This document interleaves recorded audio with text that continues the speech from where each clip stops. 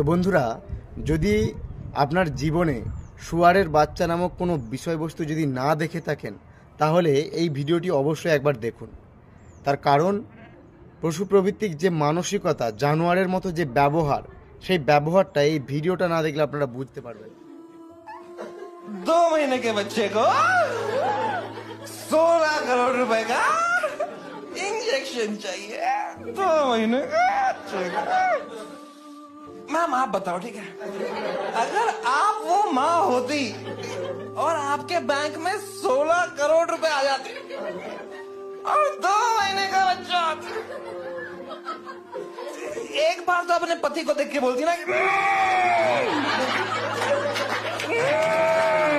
कि कोई गारंटी नहीं है बच्चा बचेगा और इंजेक्शन के बाद ना मर भी सकता है। নোংরা ভাষায় ওকে আক্রমণ করা যায় করুন, কারণ এর মতো জানোয়ারকে এই হাত, লাত আর গালাগাল এছাড়া এদেরকে সিধে করার কোনো উপায় কিন্তু নেই।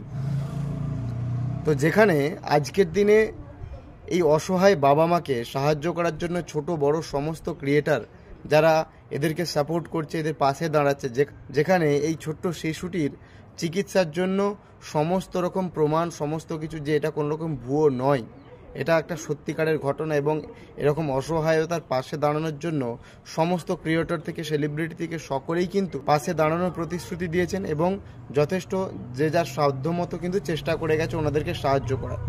সেখানে এই জানোয়ার শুয়ারের বাচ্চার সাহস কি করে হয় এই বিষয়টাকে নিয়ে হাসাহাসি করার? আর সবচেয়ে অবাককর বিষয়, আমি জানি না ওখানে আদৌ দর্শক বসে আছে কিনা, নাকি এটা কোনো রকম এডিটিং করা হাসি।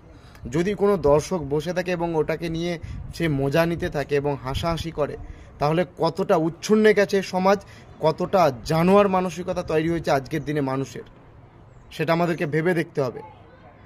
তো বন্ধুরা, যতটা পারেন ওর অ্যাকাউন্টে গিয়ে গালিগালাজ করুন, কারণ এই শুয়ারের বাচ্চাকে ব্যক্তিগতভাবে চিনতাম না এবং আমি খুব সৌভাগ্যবান, না তো ওকে চিনতাম, না তো ওর কোনো ভিডিও পূর্বে দেখেছি, কিন্তু হঠাৎ করে এই ভিডিওটা ভাইরাল হলো, যে কারণে চোখে পড়লো। সবথেকে অবাক লাগে এই রকম একটা বিষয়কে নিয়ে ও মজা করছে। আসলে ও বাবা মার জন্মিত কিনা এই জিনিসটা নিয়ে কিন্তু এখন খুব সন্দেহ চলছে। একেবারে জানোয়ার মানসিকতার একটা ছেলে যে এই বিষয়টাকে নিয়ে মজা করতে পারে। তো বন্ধুরা, অবশ্যই আমি একটা জিনিস বলবো, যে এরকম জানোয়ার কুকুরদেরকে কিন্তু এদেরকে হাত, লাত আর গালাগাল ছাড়া এদেরকে কোনো রকমভাবে শোধরানো বা কোনো এদের বিচার করা সম্ভব নয়। তো আমি বলবো ওর অ্যাকাউন্টে যান, উল্টো পাল্টা যা হয়, যা মনে আসে, আপনার মনের যা রাগ তাই ঝাড়ুন, কিন্তু ওকে ওর বোঝা দরকার যে এই রকম একটা বিষয়কে নিয়ে মজা করাটা ওর উচিত হয়নি, যেন পরবর্তী কোনো ভিডিওকে এটা বানাতে হয় যে ও ক্ষমা চেয়ে নিজের ভুল বুঝতে পেরে ও আবার পরবর্তী কোনো ভিডিও বানাচ্ছে। তো এই জিনিসটা আপনারা করুন। তো দেখা হচ্ছে পরবর্তী ভিডিওতে। এবং যদিও আমি একজন ছোট ক্রিয়েটর, আমার কথা হয়তো সকল দর্শকদের কাছ পর্যন্ত যাবে না, তবুও যতটুকু যাই ততটুকুই বলবো, এই অসহায় বাবা মাকে আপনারা যথাসাধ্য চেষ্টা করুন আপনাদের সামর্থ্য অনুযায়ী কিছুটা হেল্প করার। তার কারণ 16 কোটি টাকা খুব মুখের কথা নয়, কারণ যেইখানে মধ্যবিত্ত পরিবারে 1 লাখ 2 লাখ টাকাটাই অনেক বড় অ্যামাউন্ট, সেখানে 16 কোটি টাকা মানে অনেকটাই একটা বড় অ্যামাউন্ট, যেটা ওনাদের ক্ষেত্রে এফোর্ড করা সম্ভব নয়।